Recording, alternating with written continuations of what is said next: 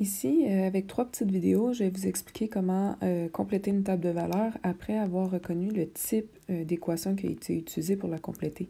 C'est-à-dire, ça se peut que ce soit une situation de proportionnalité du type y égale régularité fois x, c'est tout.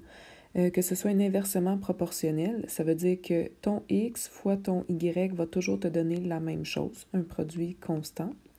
Et il y a aussi le type y égale ax plus k. C'est une droite oblique, mais elle ne passera pas par l'origine, donc il y a une valeur initiale 1 plus k. Moi, je trouve que le type le plus facile à vérifier quand on a une table de valeurs, c'est le produit constant. Juste vérifier si en faisant x fois y, ça donne toujours la même chose. Et là, je vous ai concocté un exemple qui va vous convaincre là, de la technique. Donc, ce qu'on vous demandait, c'était de prendre la valeur de x et la valeur de y, la multiplier ensemble et regarder ce que ça donne. Donc, 1 fois 24 donne 24. On va aller vérifier avec un autre couple. 2 fois 12, on a encore 24. Sauf que tes enseignantes t'ont sûrement dit de ne pas sauter trop vite aux conclusions. C'est pas 2 fois qu'il faut vérifier que le produit constant est toujours égal, c'est au moins 3 fois. Donc, vérifions une troisième fois. Ici, j'ai 4 fois moins 12 qui donne moins 48. Et donc, ce n'est pas une inversement proportionnelle. Une inversement proportionnelle, il faudrait toujours que ça donne la même chose. Je vais aller vous montrer dans Desmos un peu à quoi ça ressemble ce qu'on vient de faire. OK? Donc, dans Desmos, ce qu'on avait dans la table de valeurs, c'était le point 1, 24. OK? En faisant 1 fois 24, on se rendait compte que ça donnait 24. Le point 2,12 dans la table de valeurs nous donnait aussi 24. Et là, on aurait pu sauter tout de suite aux conclusions et dire « Ah, ben c'est une inverse. X fois Y donne toujours 24. » Et c'est vrai que ça marche pour ces deux points-là. Mais je vous avais mis un troisième point dans la table de valeurs, le point 4 moins 12. Je vais le faire apparaître. Je ne sais pas si vous le voyez, il est en mauve ici. Ce point-là ne fait pas partie de l'équation X fois Y égale moins 12. À la place, il faut aller trouver la régularité et la valeur initiale. On voit que les 3 points, comme ça, sont alignés. Ça risque d'être plutôt une Y égale AX plus K. C'est ce que je vais vous montrer à trouver, cette équation-là, qui, elle, sera bonne pour le point en rouge, le point en bleu et le point en mauve. Je reviens à mon document.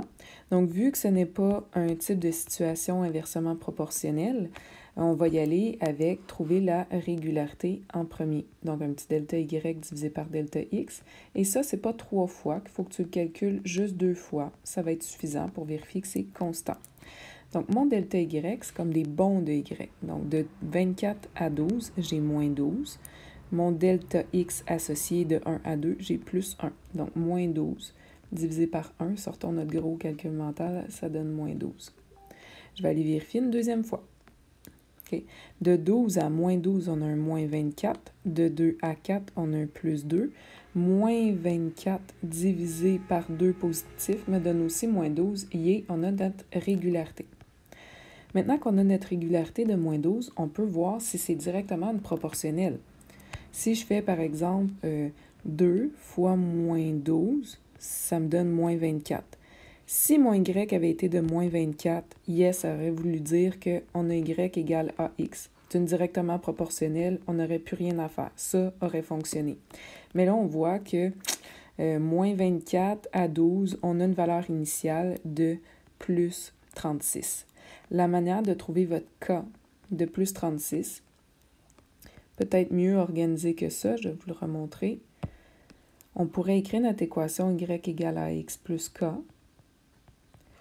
et remplacer, là, dans cette équation-là, j'ai 1, 2, 3, 4 variables. Eh bien, je pourrais aller remplacer 3 de mes 4 variables par une valeur. Est-ce que j'ai une valeur de y connue? Oui, j'ai le 24, le 12, le moins 12. Attention, prenez pas les delta y et les delta x. Je veux une valeur de y là, en tant que tel. Donc, mettons que je prends mon y de 24. Je vais aller chercher mon A. Mon A, c'est ma régularité. J'avais trouvé 2 fois plutôt qu'une, moins 12. Et le X, je ne peux pas prendre n'importe quel X. Je ne peux pas prendre 1, 2 ou 4. Non, il faut que j'aille chercher le X qui va avec le Y que j'ai choisi. Vu que j'ai choisi le Y de 24, il faut absolument que j'aille chercher mon X de 1. Ça ne fera pas un gros calcul non plus. Donc, 24, c'est égal à moins 12 plus k. Si j'additionne 12 de chaque côté, eh bien là, je retrouve que mon k vaut 36. Mon équation, y égale moins 12x plus 36.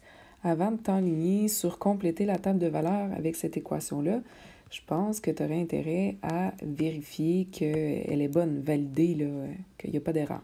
Faisons ça avec un couple de notre choix. Exemple 2, 12. Si j'ai moins 12 fois le x de 2 plus 36, je vais regarder ce que ça me donne. Moins 12 fois 2 plus 36, j'arrive à 12. Yes, parce que c'est exactement ça que je suis censée avoir. Donc, mon équation est bonne. Et maintenant, je vais pouvoir l'utiliser pour trouver mes valeurs inconnues dans la table de valeurs. Quand tu as une table de valeurs verticale, le x est à gauche, le y est à droite. Quand tu as une table de valeurs horizontale, le x est en haut, le y est en bas nécessairement. Donc, les valeurs qu'on connaît ici, c'est un x, mais on cherche un y. Ici, on connaît le y et on cherche le x. Voilà comme deux problèmes séparés. Commençons par celui-là. Je vais aller remplacer mon x par 8. Et là, moins 12 fois 8 plus 36, j'arrive à moins 60. Alors, ta démarche, c'est pas trop compliqué pour trouver cette valeur-là manquante, c'est moins 60. Pour l'autre, on va devoir faire la méthode de la balance. Je réécris mon équation, y égale moins 12x plus 36.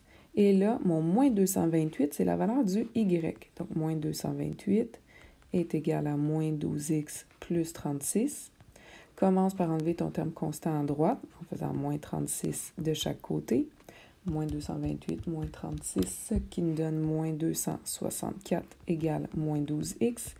Divise par le coefficient de moins 12 et tu vas obtenir un x de 22.